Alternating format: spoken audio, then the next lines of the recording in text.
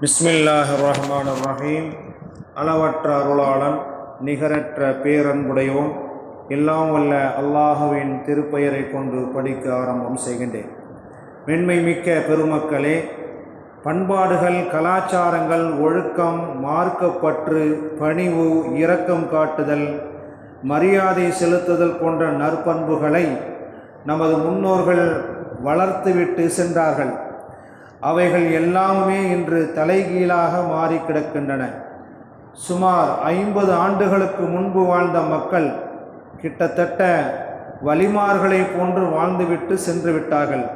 காரணம், அந்த காலத்தில் செல்போன்கள் இல்லை. அதனால் அவர்கள் யாருமே அதை பயன்படுத்தவில்லை. ஆஃபியத்தான நிலையிலே வாழ்ந்தார்கள். அதனால் அவர்கள் எல்லோரும் ஆஃபியத்தாகவே சென்று விட்டார்கள். ஆண்கள், பெண்கள் எல்லோரும் அந்த காலத்தில் குர்ஆன் என்னும் திலாவத்தை செய்து கொண்டே இருந்தார்கள். அதிகமாக ஆர்வம் காட்டினார்கள். திருக்குர்ஆன் ஓதுவதிலும் திருக்குர்ஆனை கற்றுக்கொள்வதிலும் அதிலே அவர்கள் மூழ்கி கிடந்தார்கள். இஸ்லாமியர்கள் அதிகமாக வாழும் ஒரு சில ஊர்களில் கதை ஒன்று நகைச்சுவையாக சொல்லுவார்கள். மீன் கூடையில் இறால் விற்று கொண்டு வந்த ஒரு மீன்கார அம்மா எறா வாங்கலையா என்று கூவிக்கொண்டே போனதாம். ஒரு வீட்டின் உள்ளே இருந்து குர்ஆன் ஓதிக்கொண்டிருந்த ஒரு வயதான அம்மாவின் குரல் ஒன்று கேட்டதாம். ஹைரை எராவா அல்லது ஷர்ரை எராவா, அதாவது ஹைர் என்றால் கெட்டது, ஹைர் என்றால் நல்லது, ஷர் என்றால் கெட்டது.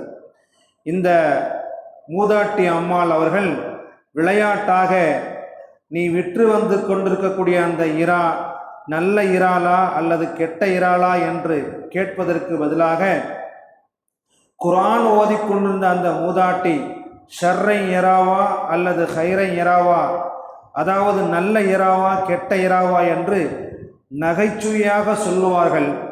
எனவே பரக்கத்து நிறைந்த வாழ்க்கை எது என்பதை புரிந்து வாழ வேண்டும்.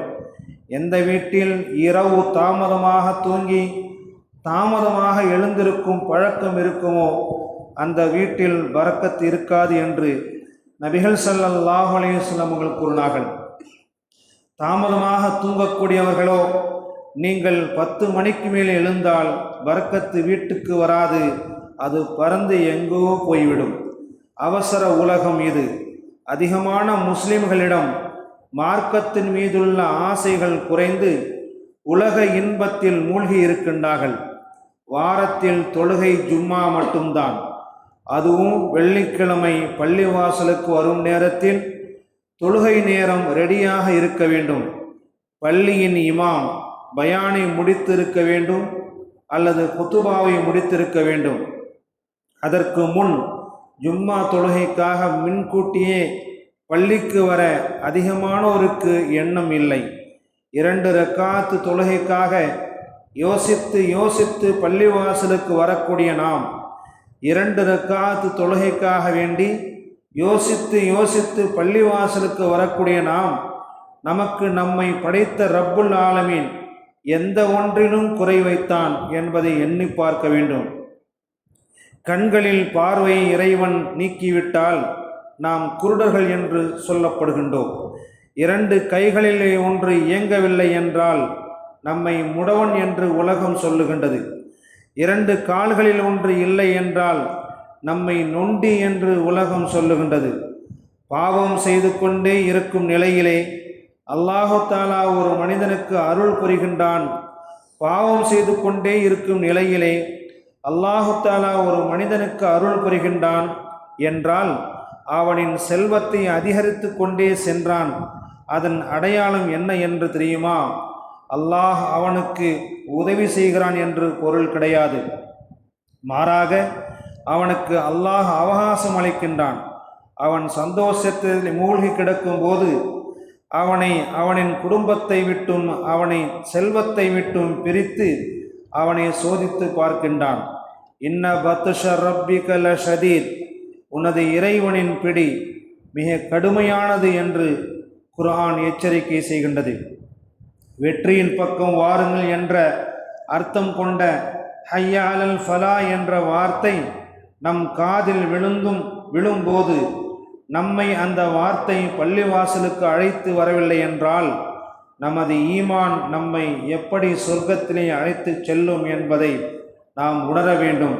முற்காலத்திலே வாழ்ந்து சென்ற நம் முன்னோர்கள் எல்லா பண்புகளையும் எல்லா ஒழுக்கங்களையும் மார்க்க பற்றோடும் ஈமானின் உறுதியோடும் வாழ்ந்து சென்றார்கள். அப்பேற்பட்ட ஒரு காலம் திரும்பி வர வேண்டுமென்றால் நமது முன்னோர்கள் செய்த ஒழுக்கம் நிறைந்த அந்த பாதையை கடைபிடிக்க வேண்டும். மார்க்க பற்றோடும் மார்க்கத்தையும் ஈமானையும் உறுதியோடு எப்படி அவர்கள் வைத்திருந்தார்களோ அதுபோன்ற நிலையிலே நாமும் மாற வேண்டும். பள்ளிவாசலை தொடர்பு வைத்து கொள்ள வேண்டும். எவர் ஒருவர் இரவு நேரத்திலே மிக கடுமையான குளிர் வீசக்கூடிய நேரத்திலே நடந்து பள்ளிவாசலை நோக்கி வருகின்றாரோ அவர் ஈமான்தாரி என்று சாட்சி சொல்லுங்கள் என்று பெருமானார் ஸல்லல்லாஹு அலைஹி வஸல்லம் கூறுகின்றார்கள். அப்பேற்பட்ட நற்பாக்கியங்கள் நிறைந்த தொழுகையாளிகளாக அல்லாஹ் நம்மையும் வளர்ந்து வரக்கூடிய தலைமுறைகளையும் ஆக்கி அருள் புரிவானாக. சுப்ஹானல்லாஹி வபிஹம்திஹி சுப்ஹானக்கல்லாஹும்ம வபிஹம்திக அஷ்ஹது அல்லா இலாஹா இல்லா அன்த அஸ்தக்ஃபிருக வ அத்தூபு